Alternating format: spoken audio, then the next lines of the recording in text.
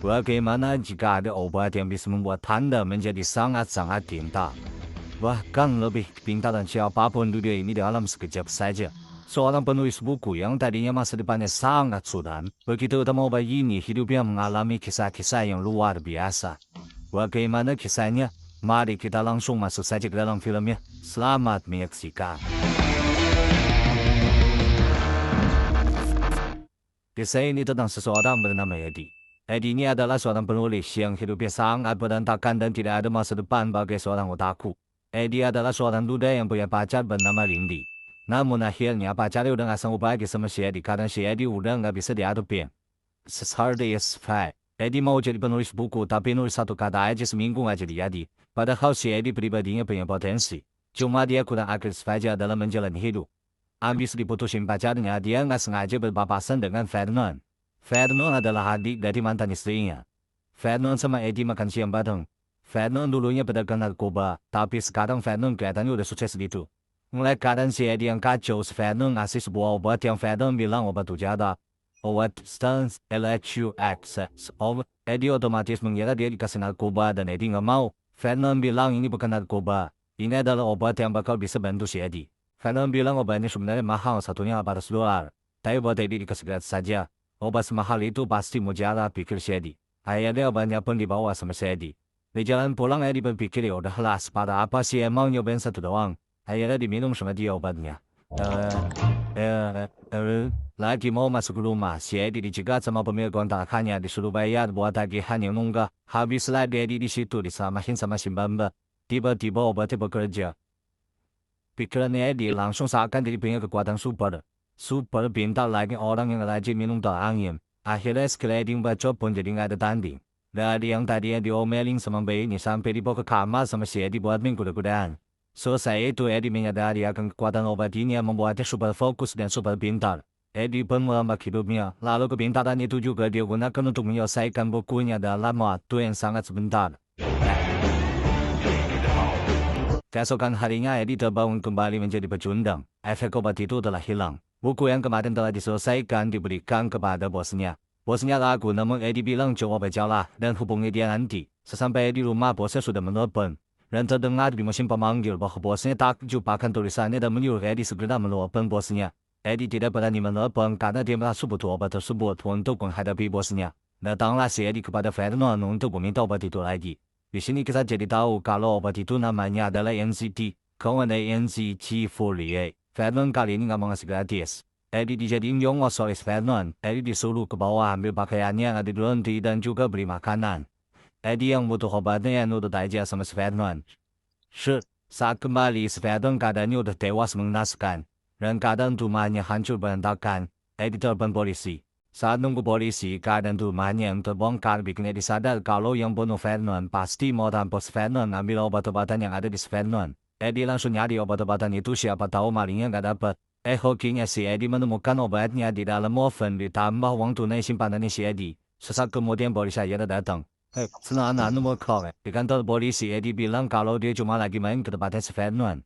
Di sana Eddie dapat telepon dari mantan istrinya yang bernama Melissa, yang adalah kakaknya Vernon, membuat mereka akhirnya bicara kembali setelah sekian lama. Dengan obat-obat NCT yang kini telah dimiliki oleh Eddie, dan juga uang tunai simpanan Vernon, Eddie tak menunggu lama untuk merubah jalan hidupnya ke jenjang yang lebih baik. Dengan kepintaran dan uang yang kini ia miliki, ia berkeliling dunia. Ia bertemu orang-orang penting. Ia menjalani hidupnya semaksimal mungkin. Eddie lalu mendapat pencerahan. Dia mematuhi cita-cita yang sangat besar. Namun terlalu banyak sekali uang untuk menggapai tempat yang ingin dia tuju. Dengan sisa uang yang tinggal sedikit, Eddie melipat gandakan uangnya di pasar saham. Namun keuntungannya ia dapat terlalu sedikit. Untuk untung banyak, ia membutuhkan modal uang yang lebih besar. Ia akhirnya meminjam modal uang kepada seorang rentenir bernama Gennady sebanyak $100,000. Gennady ini tipikal mafia Rusia yang kejam. Tapi Eddie memastikan pokoknya dia bakalan balikin duitnya dengan keyakinan 100%. Tejas, Yumai, Uzak. Dengan modal yang sekarang dia punya, dia masuk ke bursa efek untuk main duit di pasar saham yang tinggal lanjut. Biar dia makin pintar ngerjainnya, dia mulai ningkatin dosis obat yang dia minum. Tadinya 1 kali sehari, jadi 2 kali sehari. Perkembangan keuangan si Eddie meningkat pesat. Dalam waktu singkat dia sudah punya $2 juta. membuat partner seniornya di bos efek yang bernama Kevin tertarik dengan skillnya si Eddie. Setelah itu lewat telepon, Kevin bilang ke Eddie kalau dia akan dipertemukan dengan seseorang yang sangat penting di dunia bisnis. Dan juga kesuksesan karirnya juga membuat dirinya bisa balikan lagi dengan Lindy. Suatu waktu Eddie sadar ada seorang yang mengikutinya, sebut saja dia penguntit. Eddie kini sadar ternyata ada orang yang mungkin mengincarnya selama ini. Eddie juga lalu mengalami hal yang aneh. Saat sedang di kamar bersama Lindy, tanpa tersadar dia tiba-tiba sudah berada di lorong kamar. Dia akhirnya mengalami efek samping obat sensitif. Dia mengalami gejala sakit. Dirinya bergerak secara otomatis tanpa dia bisa mengingatnya. Beberapa hari kemudian, Eddie bertemu dengan si orang penting. Orang tersebut bernama Carl. Carl adalah pemilik perusahaan energi besar yang sedang butuh penasehat untuk sebuah keputusan kontrak besar yang sedang ia kerjakan. Eddie lalu menunjukkan kebolehannya memberikan wawasannya berdasarkan data yang diberikan Carl dalam waktu singkat. Namun Eddie tak memberikan solusinya begitu saja. Mereka harus sepakat mengenai kerjasama antara mereka terlebih dahulu. Carl setuju untuk membahasnya besok pagi. Eddie yang gembira karena telah mendapat loncatan besar memutuskan untuk merayakannya. Wall Street Dubai Medasle. Dia berjalan dan terus berjalan tanpa ia sadari, ia skip pagi. Tiba-tiba dia sudah berjalan berkilo-kilo tanpa ingat apa-apa. Skipnya pun makin banyak. Tiba-tiba dia sudah berpesta. Tiba-tiba dia sudah ada di klub malam. Dan tiba-tiba dia sedang mengkuda-kudaan dengan seorang wanita berambut pilang. Saat tersadar satu malam telah berlalu. Dan matahari sudah terbit. Berat dan di mana dan badannya sakit-sakit semua. Hari itu adalah waktunya untuk bertemu Carl kembali.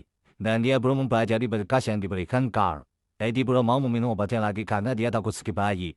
Dia pun mencoba mempelajari berkas-berkas itu tanpa obat-obat tapi tidak bisa. Dia mengabari Kevin kalau dia tidak akan bisa datang. Kevin bilang inilah kesempatan satu-satunya, pokoknya Eddie tidak boleh tidak datang. Eddie akhirnya memaksakan diri untuk datang tapi tidak dapat fokus. Dia melihat berita kematian seorang wanita. Wanita itu adalah wanita berambut pirang yang mengkuda-kudaan dengannya tadi malam. Eddie shock saat itu lalu bermisi dan muntah-muntah. Di rumah Eddie mendapat jawaban dari Melissa. Melissa mengimbau Eddie untuk berhati-hati dengan obat yang dimiliki Vernon. Eddie meminta Melissa untuk bertemu dengannya untuk menjelaskan lebih lanjut mengenai obat tersebut. Eddie lalu juga berusaha mencari informasi tentang obat density tersebut melalui kontak-kontak yang dimiliki Vernon. Satu persatu orang yang dihubunginya antara sakit keras atau sudah meninggal. Sampai satu nomor mendapat jawaban dan ternyata adalah nomor penguntit yang mengikutinya. Mereka kejar-kejaran tapi akhirnya Eddie bisa menghindari penguntit. Go. Eddie lalu bertemu Melissa di sebuah restoran. Ternyata Melissa dulu juga pernah mengkonsumsi obat density tersebut. Melissa berhasil berhenti tapi kondisinya menjadi parah dan tidak pernah sama lagi. Namun untungnya tidak sampai meninggal seperti banyak orang lainnya. I have to go. Sesampainya di rumah ia dicegat oleh Gennady yang meminta uangnya kembali. Gennady merebut obat yang dipegang Eddie dan meminumnya. Eddie pun mengembalikan uang pinjamannya. Gennady berkata kalau ia menyukai obat yang dimiliki Eddie. Eddie setelah itu langsung mengalami gejala kekurangan obat. Eddie yang tak sanggup berjalan mampir ke kantor Lindy. Eddie akhirnya menceritakan tentang obat density dan meminta Lindy mengambilkan obatnya yang Eddie sembunyikan di rumah Lindy. In my house. Unbelievable. Setelah mengambil obat, Lindy melapor pada Eddie bahwa ada orang yang mengikutinya dan ternyata adalah si penguntit. Lindy dan si penguntit kejar-kejaran. Dispense 学心理。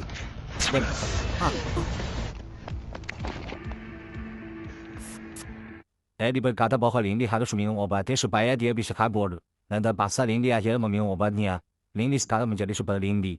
Dia bahkan bisa parkour dan dengan seenaknya dia menggunakan seorang bocah untuk dijadikan senjata.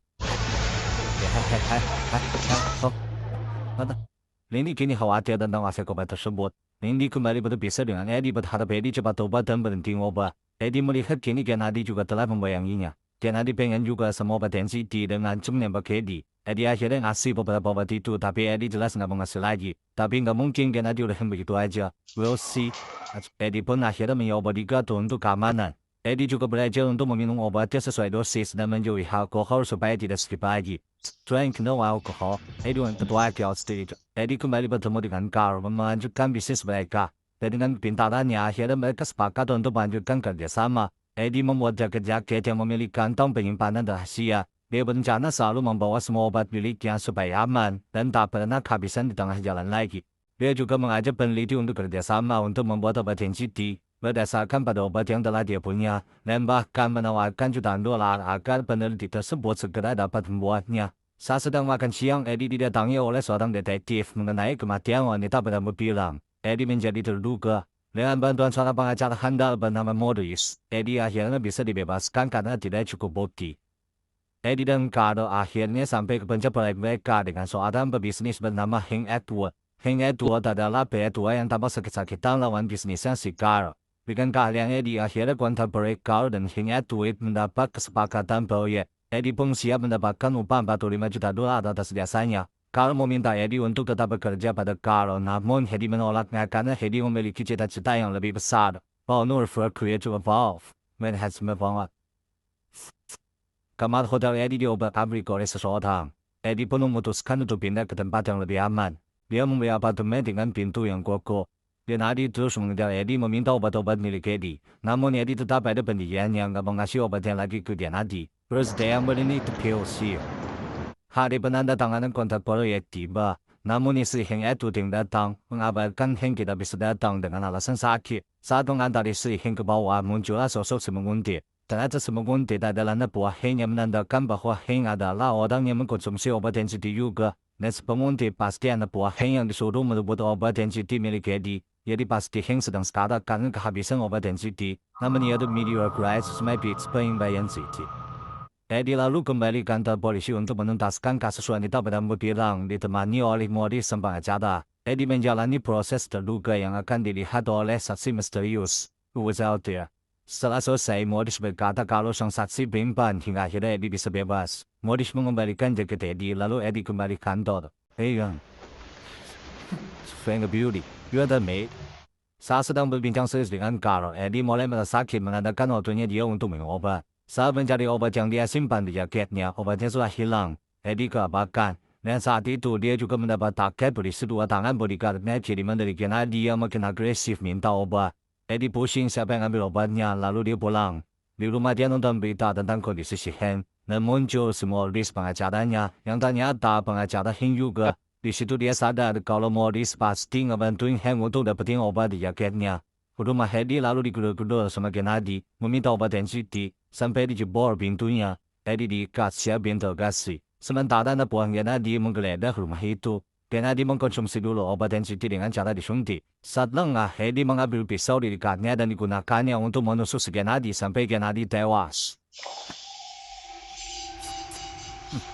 Eddie memerlukan obat NCT, dan sadar obat yang tersisa hanya ada dalam darah Gennady, dan dia pun meminumnya. Eddie kini kembali cemerlang. Ia melawan pada anak buah Gennady dan berhasil mengalahkan mereka dengan mudahnya.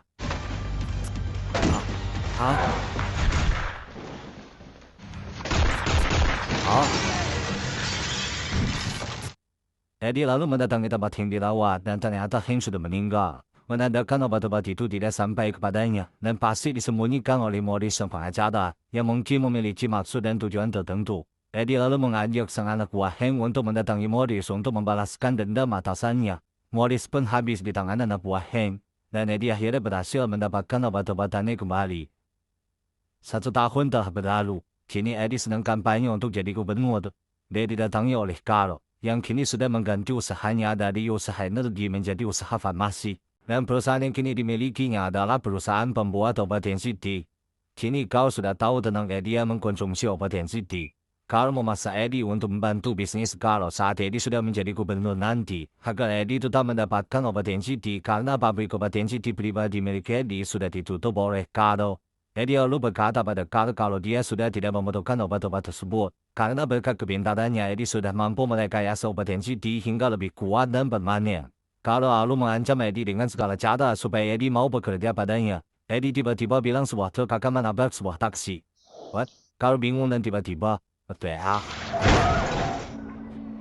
Eddie kini sudah bisa melihat 50 langkah ke depan. Dia bisa menebak, melihat, dan memprediksikan segalanya, membuat Eddie sudah tidak mungkin dikalahkan. Carl yang mengetahui hal itu pun pergi dari sana.